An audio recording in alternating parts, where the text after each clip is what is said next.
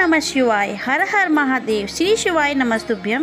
आप और हम इतना तप और साधना नहीं कर सकते कि भगवान से अस्त्र शस्त्र प्राप्त कर सकें। युग में तप साधना से, आराधना से, यज्ञ से, त्रेता में, द्वापर में अस्त्र शस्त्र प्राप्त करे जा सकते थे, पर कलयुग केवल एक ऐसा है, इसमें आप भगवान से अस्त्र शस्त्र भले प्राप्त ना कर सकें, पर अगर दिल से भगवान की अगर भक्ति करोगे तो अस्त्र शस्त्र मिले कि ना मिले उसकी गारंटी नहीं, पर दिल से अगर शिव की भक्ति करी तो एक दिन महादेव जरूर प्राप्त हो। भगवान के पास में सारे अस्त्र हैं, भगवान के पास में सारे शस्त्र हैं। ऐसा कोई अस्त्र और शस्त्र नहीं है जो मेरे भगवान के पास में नहीं, पर उन अस्त्र शस्त्र को पाने के लिए जैसे राम जी ने तप करा तो उनको पाशुपत्य अस्त्र मिल गया था, भगवान कृष्ण ने तप करा तो उनको पाशुपत्य अस्त्र मिल गया था। आप और हम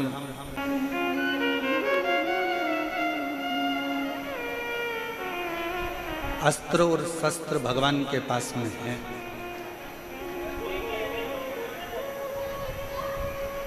और भगवान के पास में जब सारे अस्त्र शस्त्र हैं तो बस भगवान से अस्त्र शस्त्र, जैसे राम जी ने तप करा, साधना करी, जैसे भगवान कृष्ण ने तप साधना करी और अस्त्र शस्त्र प्राप्त किया। आज कलयुग में, कलिकाल में आप और हम इतना तप और साधना नहीं कर सकते कि भगवान से अस्त्र शस्त्र प्राप्त कर सकें। सतयुग में तप साधना से, आराधना से, यज्ञ से, त्रेता में, द्वापर में अस्त्र शस्त्र प्राप्त करे जा सकते थे, पर कलयुग केवल एक ऐसा है, इसमें आप भगवान से अस्त्र शस्त्र भले प्राप्त ना कर सकें, पर अगर दिल से भगवान की अगर भक्ति करोगे तो अस्त्र शस्त्र मिले कि ना मिले उसकी गारंटी नहीं, पर दिल से अगर शिव की भक्ति करी तो एक दिन महादेव जरूर प्राप्त हो, एक दिन भगवान जरूर प्राप्त हो। और मैंने तेरे ही भरोसे बाबा, तेरे ही भरोसे हवा में उड़ती जावांगी बाबा, डोर हंतो छड़ी कटी जावांगी। एक विश्वास, एक भरोसा, एक दृढ़ता, एक समर्पण। हम ये नहीं कहेंगे कि आपको कोई शस्त्र भगवान दे देगा या कोई अस्त्र भगवान दे देगा। महाभारत टीवी पर किस किस ने देखी है? हाथ उठाओ जरा, जिन्होंने महाभारत देखी हो टीवी पर। भगवान कृष्ण ने क्या करा? भगवान कृष्ण ने अपनी जितनी सेना थी वो कौरव को भी दे दी और पांडव को भी दे दी। पांडव को तो कुछ मिला नहीं था, केवल कृष्ण ही मिले थे। जितनी सेना थी सारी की सारी सेना कौरवों को दे दी, कौरव को दे दी। और पूरी सेना जब कौरवों को प्राप्त हो गई,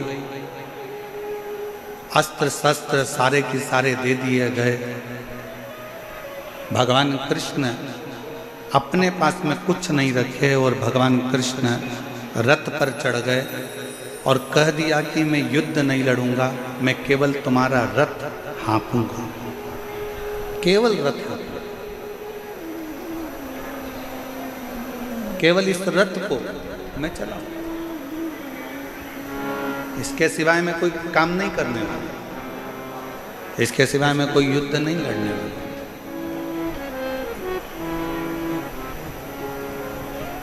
भगवान का काम यही है। भगवान कभी नहीं कहता कि मैं तुम्हें सोना निकाल कर दे दूंगा। भगवान कभी नहीं कहता कि मैं तुम्हारे बहुत सारा धन निकाल कर दे दूंगा। भगवान कभी नहीं कहता कि मैं तुम्हें संपदा ला कर दे दूंगा। और दुनिया में कोई ऐसा बाबा पैदा नहीं हुआ, दुनिया में कोई ऐसा महाराज पैदा नहीं हुआ तुम्हें गड़ा हुआ धन निकाल कर दे देगा। भगवान कृष्ण गीता में वर्णन कर दिया अर्जुन से कि अर्जुन युद्ध तुझे लड़ना है, कर्म तुझे करना है, मैं केवल मार्गदर्शन करूंगा। और यह पक्का है अगर तू मेरे मार्गदर्शन पर चलेगा तो इन कौरवों के युद्ध में तुझे विजय प्राप्त करा कर रहा। आप मेहनत ही ना करो और कहो कि मैंने तो अपनी पत्रिका दिखाई है, अपना हाथ दिखाया है, ज्योतिषों से पूछा है कि मेरे जीवन में तो दुख ही दुख है। अरे महाराज थोड़ी मेहनत तो करो, थोड़ी कर्म की जागरूकता तो रखो, थोड़ा परिश्रम तो करो। और जब आपकी मेहनत, आपका परिश्रम जब आप करेंगे, आपका कर्म आप करेंगे तो उसका फल मिलेगा जी। आप मेहनत ही ना करो और सोचो कि मेरी दुकान चलती रहे और दुकान 10 बजे खोल रहे हो, 12 बजे खोल रहे हो, 1 बजे खोल रहे हो, शाम को 5-6 बजे जल्दी जल्दी के चक्कर में विराम दे रहे हो। जितना परिवार से प्रेम करते हो, जितना पत्नी से प्रेम करते हो, जितना बच्चों से प्रेम करते हो, उतना अपने कर्म से भी प्रेम करो, अपनी मेहनत से भी प्रेम करो और अपने परिश्रम से भी।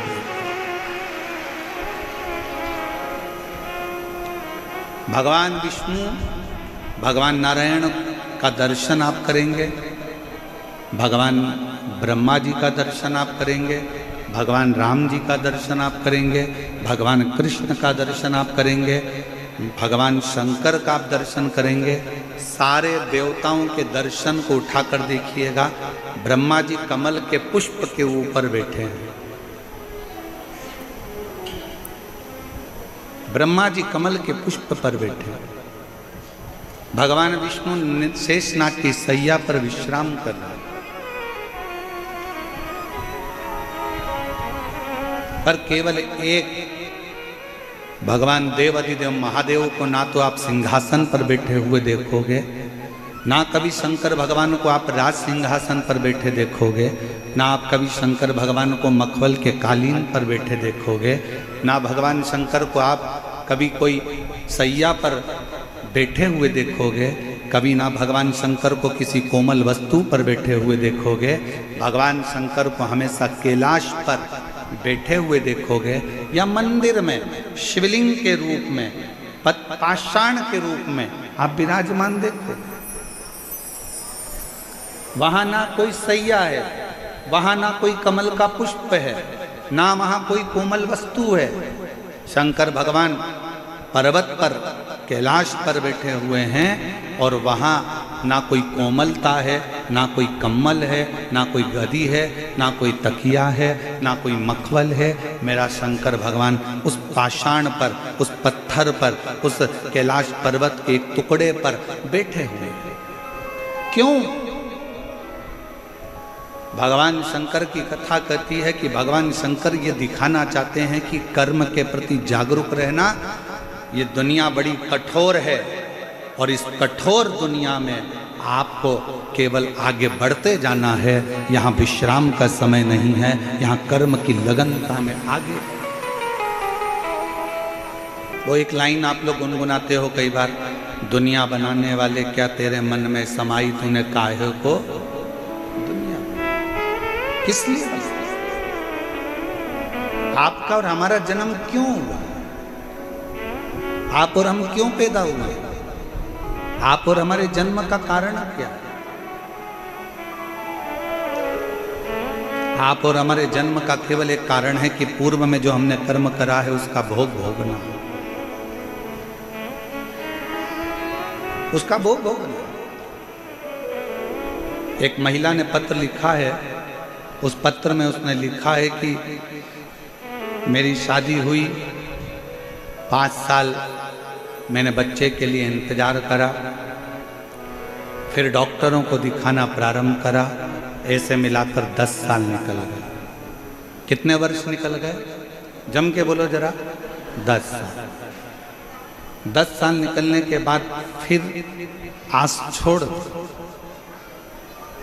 दिल्ली गई दिखाने के लिए, जयपुर गई दिखाने के लिए, बेंगलोर भी में गई, मुंबई भी में गई, टेस्ट बेबी भी करवाया। 15 साल ऐसे निकाल दिए। कितने साल निकल गए? 15। फिर आज छोड़ दी। चलते चलते 20 साल निकल गए। 20 साल निकलते निकलते घर के लोग ताना देते कि तू तो बांझ है, तुझे औलाद नहीं हो सकती,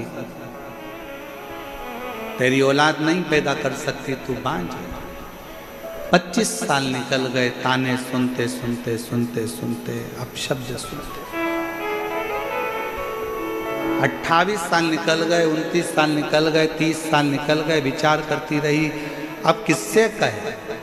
जब 28 साल शादी के निकल गए तब उसने 28वें वर्ष में टीवी को चलाते चलाते उसने कहीं रिमोट से ढूंढती चलती शिव पुराण की कथा मिल गई और उसने दिल लगाकर सुनी और विचार करा कि अगली कथा कब आएगी। टीवी के सामने उस अगली कथा का इंतजार करती रही और अगली कथा टीवी के सामने अपने पति को साथ बिठाकर सुनती रही। शिव मंदिर जाती रही, शंकर के मंदिर में जाकर झाड़ू पोछा करने लगी कि अब मुझे 28 साल निकल चुके हैं, औलाद नहीं हो रही है और अब आप मुझे संभालो। तब शिव की कृपा ऐसी हुई कि 28 साल के बाद पशुपति व्रत का चौथा व्रत था और उसका गर्भ ठहर गया और 30 साल के बाद 28 से 30 साल के बाद उसके घर औलाद। पत्र देखिए, मेरा नाम अलका गुप्ता है, पति का नाम दयाराम गुप्ता है। मैं अलवर राजस्थान से आया। कहीं बैठी हो तो हाथ हिला सकती हैं, कहीं बैठी हो तो हाथ हिला सकती हैं। और अगर आई हो बच्चे को लेकर तो आ सकती हैं। मेरे बाबा, मैं क्या वर्णन करूं शिव महापुराण की कथा का। जब सारे रास्ते बंद हो गए, 28 साल निकल गए, तब कौन आस करेगा कि औलाद भी हो सकती है। पर मेरे बाबा की कृपा से पहली बार मैंने टीवी को बदलते बदलते आपकी कथा को सुन लिया। कथा सुनकर मंदिर जाना प्रारंभ कर दिया, झाड़ू लगाती, पोछा लगाती।